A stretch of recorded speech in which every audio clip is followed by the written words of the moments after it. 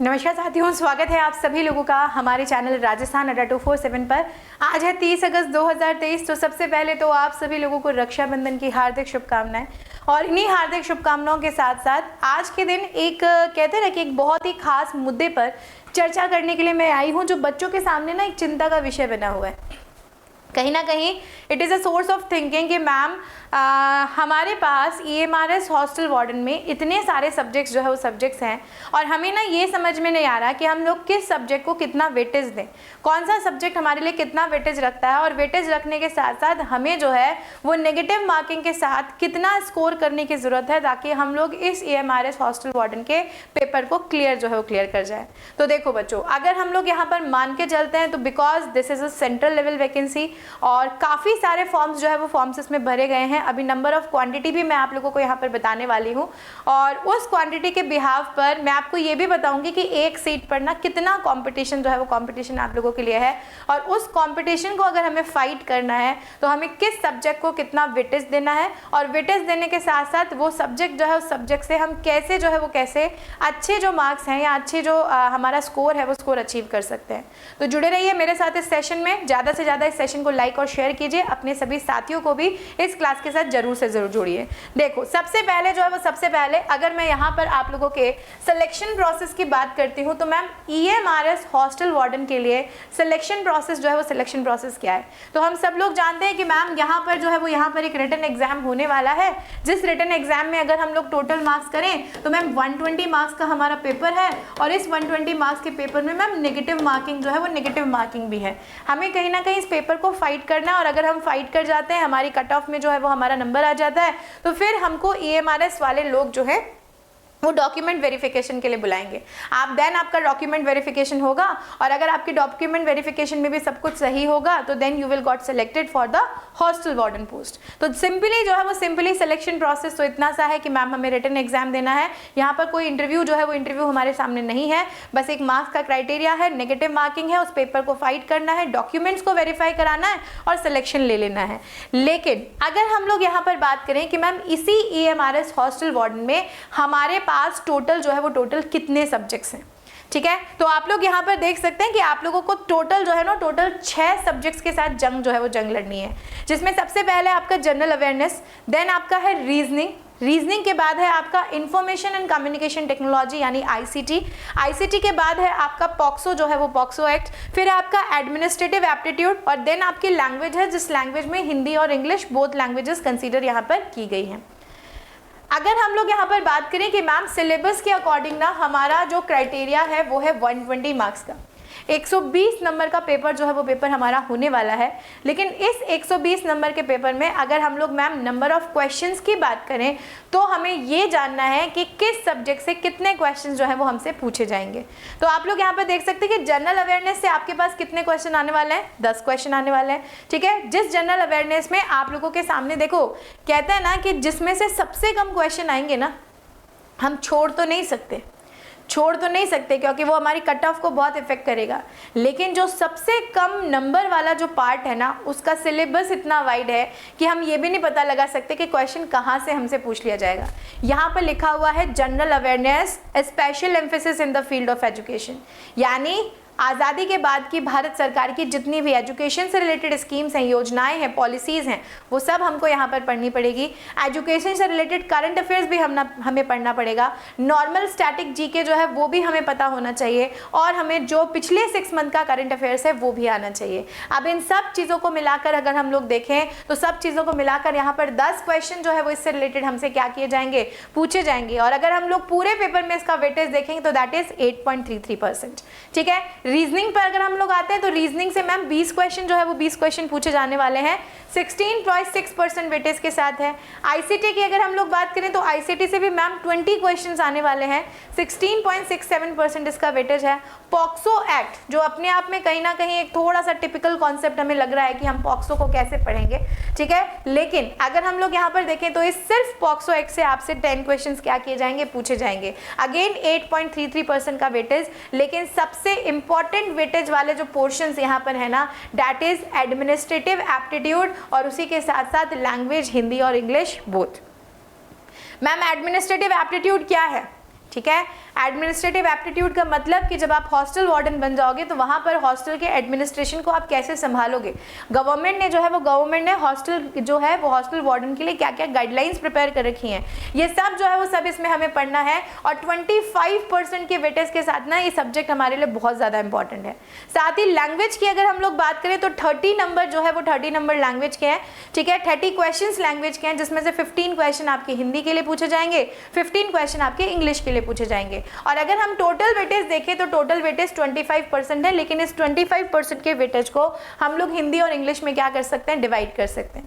तो what we see here, हम लोग यहाँ पर क्या देख पा रहे हैं, हम लोग यहाँ पर देख पा रहे हैं कि मैम हमें सबसे ज़्यादा वेटेज ना इसको देना है, administrative aptitude alone a single subject and it carries 25% weightage of all the exam.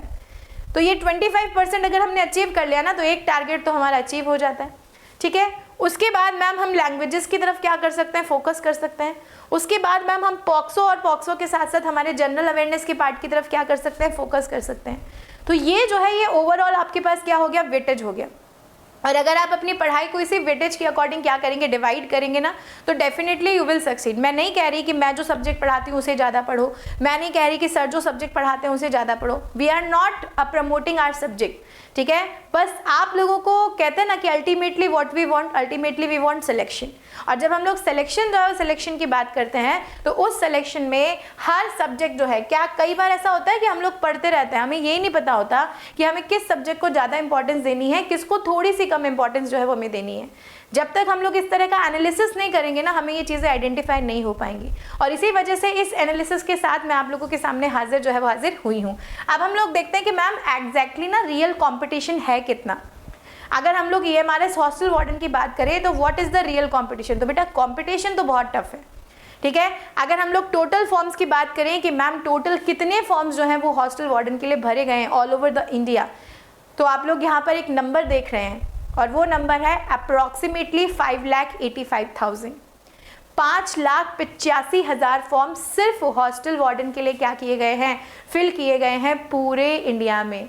और एक EMRS स्कूल में एक ही हॉस्टल वार्डन क्या किया जाता है, अपॉइंट किया जाता है, ठीक है। अगर हम लोग देखें कि मैम टोटल पोस्ट EMRS ने कितनी निकाली है हॉस्टल वार्डन के लिए, तो पोस्ट हमारे पास 669 है, जिसमें अगर हम लोग बात करें तो 50% सीट्स जो हैं वो मेल के लिए हैं, 50% सीट्स जो हैं वो फीमेल के लिए हैं। सीट्स भी आधी आधी क्या हो गई, डिवाइड हो गई।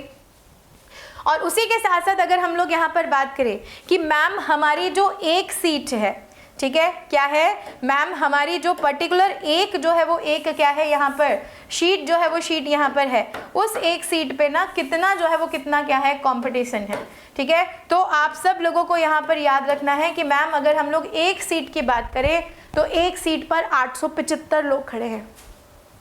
इन 875 लोगों से हमें क्या करनी है, जंग लगनी है। हम कहने को बहुत आसानी से एक बात कह देते हैं कि होंगी कितनी भी सीट, मुझे क्या करना है, मुझे तो एक ही सीट चाहिए ना। लेकिन अगर हम बोलें कि उस एक सीट को पाने के लिए कितने लोगों को पीछे जो है वो पीछे छोड़ना पड़ेगा, तो अप्रॉक्सीमेटली अगर हम लोग एक क्राइटेरिया यहाँ पर देख लेना, डिवाइड करके खुद भी आप लोग इसको कैलकुलेट कर लेना, तो 875 peoples are on one seat. उस एक सीट की लड़ाई के लिए 875 लोग जो है वो लड़ रहे हैं और इन 875 लोगों को हमें क्या करना है, पीछे जो है पीछे छोड़ना है, ठीक है मैम। अगर इन 875 लोगों को पीछे छोड़ना है तो आप हमें ये भी बता दो कि मैम इन 120 में से ना हमें कितने नंबर लाने पड़ेंगे, जब जाके हम लोग कहीं ना कहीं एलिजिबिलिटी क्राइटेरिया में आ सकते हैं। तो मैं आपको मिनिमम क्राइटेरिया बता रही हूँ यहाँ पर, मैक्सिमम नहीं बता रही हूँ, मैं आपको मिनिमम क्राइटेरिया जो है वो यहाँ पर बता रही हूँ कि your marks should be 80 to 85 out of 120 for the selection. अगर आप सिलेक्शन अचीव करना चाहते हो तो आपके कम से कम 80 से 85 नंबर तो होने ही होने चाहिए 120 में से।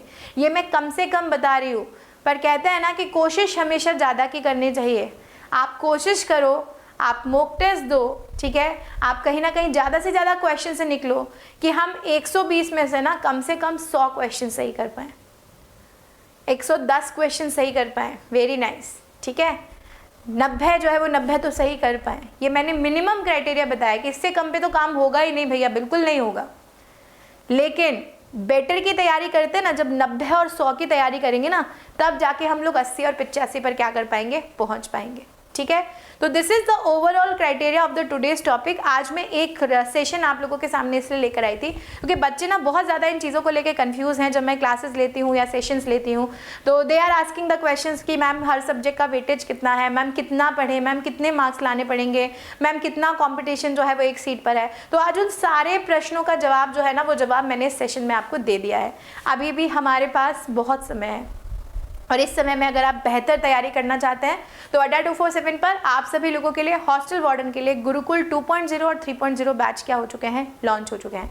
आपको कुछ नहीं करना है, सिंपली जो है वो सिंपली सा एक प्रोसेस है। और क्योंकि आज रक्षाबंधन है तो ऑफर जो है वो ऑफर भी चल रहे हैं।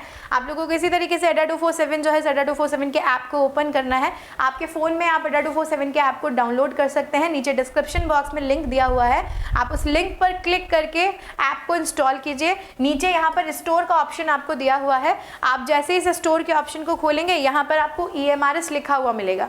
EMRS के सिंबल के साथ ये EMRS लिखा हुआ मिलेगा। आप इस EMRS को ओपन करोगे, जैसे ही आप ओपन करोगे यू कैन सी कि गुरुकुल 2.0 बैच हमारे सामने है। मैम पराक्रम बैच लैब अटेंडेंट के लिए, अगर कोई बच्चा EMRS लैब अटेंडेंट की तैयारी कर रहा है तो उसके लिए पराक्रम बैच भी यहाँ पर है। और इस पराक्रम बैच में साइंस मैं ही पढ़ाने वाली हूँ, यहाँ पर जनरल अवेयरनेस मैं ही आप लोगों को पढ़ाने वाली हूँ, ठीक है। प्लस निधि बैच है अकाउंटेंट के लिए। और गुरुकुल 3.0 जो है वो 3.0 भी लॉन्च हो चुका है क्योंकि 2.0 में सीट्स आर ऑलमोस्ट फुल, ठीक है। तो 3.0 बैच में अगर आप हिस्सा जो है वो हिस्सा बनना चाहते हैं तो यहाँ पर आपको कुछ नहीं करना, आपको कूपन अप्लाई करना है और आपको यहाँ पर एक कोड जो है वो कोड डालना है, डेट इज Y675, ठीक है। और इस Y675 को डालकर Y675 जैसे ही आप क्या करोगे, अप्लाई करोगे, यू कैन सी कि यही कोर्स ना आपको 722 रुपीज़ में मिल रहा है, जिसमें 200 घंटे की लाइव क्लासेस आप लोगों को मिलने वाली हैं। और मिलने वाली के साथ साथ ही वैलिडिटी डबल है, 12 + 12 महीने की डबल वैलिडिटी के साथ ये बैच आपको मिल रहा है। यानी अगले 2 साल तक आप इस बैच को क्या कर सकते हैं, एक्सेस जो है वो एक्सेस कर सकते हैं। और ऐसे ही सभी बैचेस पे, इवन ये तो चलो बैच की बात हो गई, अगर मैं यहाँ पर बात करूँ तो आप लोगों के लिए टेस्ट सीरीज भी अवेलेबल है, ठीक है। जूनियर सेक्रेटरियल असिस्टेंट के लिए भी टेस्ट सीरीज है, 211 रुपये में आपको मिल रही है। हॉस्टल वार्डन के लिए भी टेस्ट सीरीज है, 211 रुपीज़ में आपको मिल रही है। और अकाउंटेंट के लिए भी यहाँ पर हमारे पास टेस्ट सीरीज है 210 रुपये में। अगर आप इन पर भी जो है वो इन पर भी कोड जो है वो कोड यहाँ पर अप्लाई करेंगे Y675, ठीक है, और इसको अप्लाई करेंगे तो यू कैन सी कि ये टेस्ट सीरीज ना आपको 205 रुपये में मिल जाएगी, जिसमें 135+ टोटल टेस्ट हैं। फुल लेंथ मॉक टेस्ट की अगर हम लोग बात करें तो 135 टोटल टेस्ट इसमें आपको दिए हुए हैं। अगर आप इतने टेस्ट से गुजर जाते हैं तो मुझे नहीं लगता कि आप लोग फिर किसी भी कंपटीशन को कहीं ना कहीं फाइट करने से क्या कर सकते हैं, चूक सकते हैं, ठीक है। तो आप इसकी तरफ मूव ऑन कर सकते हैं और हम टीचर्स के साथ अपनी प्रिपरेशन को एक नई दिशा जो है वो दिशा दे सकते हैं। And definitely we are working for your selection, ठीक है। तो आज के लिए इतना ही, इस सेशन में यही जानकारी मुझे आपको देनी थी। फिर मिलेंगे ऐसे ही किसी इंपॉर्टेंट इन्फॉर्मेशन के साथ नेक्स्ट सेशन में। Thank you so much, good bye, take care.